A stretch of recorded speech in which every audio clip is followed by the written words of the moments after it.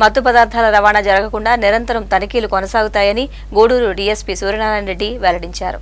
మత్తు పదార్థాల రవాణా జరగకుండా నిరంతరం తనిఖీలు కొనసాగుతాయని, ఎవరైనా అసాంఘిక కార్యకలాపాలకు పాల్పడితే తెలియజేయాలని గూడూరు డీఎస్పీ సూర్యనారాయణ రెడ్డి కోరారు. తిరుపతి జిల్లా గూడూరు పట్టణంలోని రూరల్ పోలీస్ స్టేషన్లో డీఎస్పీ సూర్యనారాయణ రెడ్డి మీడియాతో మాట్లాడుతూ నిషేధిత మత్తు పదార్థాల రవాణా జరగకుండా నిరంతరం తనిఖీలు నిర్వహిస్తున్నట్టు తెలిపారు. అనుమానాస్పదంగా ఉన్న ముగ్గురిని అరెస్ట్ చేసి తనిఖీ చేయగా వారి వద్ద 22 కేజీల గంజాయి ఉందని గుర్తించి స్వాధీనం చేసుకున్నట్టు తెలిపారు.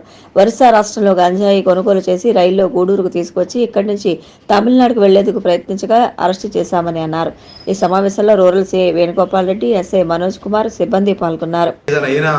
ప్రొహిబిటెడ్ ఏరియా, ప్రొహిబిటెడ్ వస్తువులు, లిక్కర్ కానీ ఈ ట్రాన్స్పోర్టేషన్ లో మనం చెక్ చేస్తున్నప్పుడు ఈ సిఐ గారికి 3 వ్యక్తులు తారసపడడం జరిగింది. వారి వద్ద నుండి 22 కేజీల గంజాయిని స్వాధీనం చేసుకోవడం జరిగింది.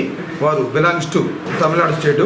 ఒక అతను, ఇద్దరు దాంట్లో నాగపట్నం జిల్లా, నాగపట్నానికి సంబంధించిన రామకృష్ణ, సతీష్ కుమార్, వీళ్ళిద్దరూ నాగపట్నం జిల్లా వాళ్ళు. కానీ దాంట్లో అతను రామకృష్ణ అనే అతను చిత్తూరులో ఉంటాడు. కొద్ది రోజులు అక్కడ ఉంటాడు ఫిషరీ చేసుకుంటూ. Murugan Anand Kumar belongs to Madurai. వీళ్ళు ఒక ఫ్రెండ్షిప్ ఏర్పడి ఒరిస్సా దగ్గరికి వెళ్ళి అనకాపల్లి ఒరిస్సా నుండి వీళ్ళు వెళ్ళడం జరిగింది ఒక 4 days బ్యాక్. అక్కడ నుంచి తర్వాత ఒరిస్సా నుంచి వీళ్ళు ట్రైన్లో తీసుకురావడం జరిగింది. పోలీస్ చెకింగ్ ఎక్కువ నందువలన వీళ్ళు గూడూరులో దిగి మళ్ళీ వేరే వెహికల్లో పోదామని చెప్పి మనకి రావడం జరిగింది. దాంట్లో వాళ్ళు మనకు చెప్పడం జరిగింది. దాంట్లో మొత్తం టోటల్గా 22 కేజీలు గంజా, సుమారు 2.5 లక్షల రూపాయలు వాల్యూ కలిది వాళ్ళ దగ్గర స్వాధీనం చేసుకుని వాళ్ళని అరెస్ట్ చేయడం జరిగింది. ఈ మధ్యకాలంలో ఇలాంటి మా ఎస్పీ గారి ఇన్స్ట్రక్షన్ ప్రకారం కూడా ఏమాత్రం ఎలాంటి ఇల్లీగల్ థింగ్స్ ఏం జరగకూడదని చెప్పి ఇప్పుడు వెహికల్ చెక్ చేయడం జరుగుతూ ఉంది. ఆ వెహికల్ చెకింగ్ భాగంగా ఈ రోజు మనకు రావడం చిక్కడం జరిగింది. అరెస్ట్ చేసి రిమాండ్కి పంపించడం జరుగుతుంది. వీరి వద్ద నుంచి తీసుకున్నది కూడా సుమారుగా 2.5 లక్షల రూపాయలు వాల్యూ కలిది. 3 సెల్ ఫోన్లు, 2,000 రూపాయల వాడి దగ్గర డబ్బులు ఉన్నాయి. అది సీజ్ చేయడం జరిగింది.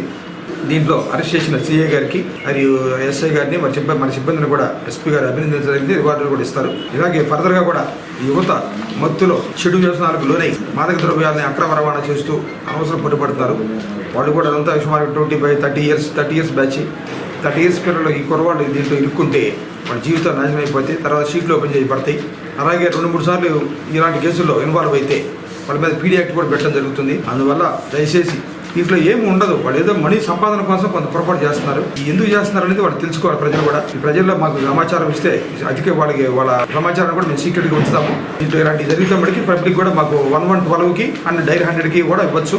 ఒక ఫోన్ నెంబర్ కూడా ఇవ్వడం జరిగింది. ఒకటి మన వాట్సాప్ నెంబర్ జిల్లాది, తిరుపతి జిల్లాది. ఆ నెంబర్లోకి మీరు పెడితే మీ నెంబర్